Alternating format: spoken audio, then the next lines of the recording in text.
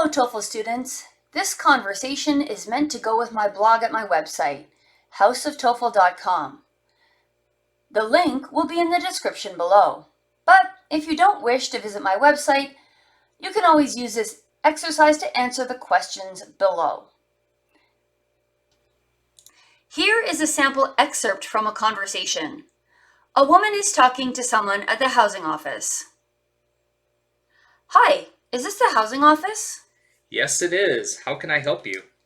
It's my dorm room. It's really cold. I can't even sleep at night or get any studying done. Really? This is the first time I'm hearing about any trouble with the temperatures in the rooms. Say, is it only your room? Does anyone else have this problem? No, it's only our room. Our heater is broken. It's been so cold. I've been sleeping at my cousin's house. Luckily for me, she lives in the city and has a couch in her living room I've been staying on. But I'm paying for my dorm room and I'd rather stay here. Of course. I didn't know this was a problem. What does your roommate say? It doesn't bother her. She has extra blankets that she brought from home, so she's been able to sleep all right.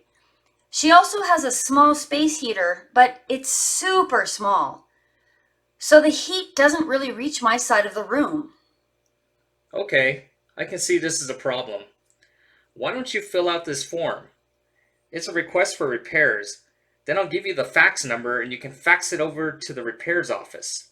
They are usually pretty responsive. The fax machine is right over there. You'll need your student identification number and, of course, the number of your dorm room in order to fill out the form. Thanks. So, do you think they'll come and look at it soon? I'll email them and let them know that your request is urgent. That way they should respond within 24 hours. Thanks. I really just can't stand how cold it is in there right now. I understand. Hopefully this will solve the problem.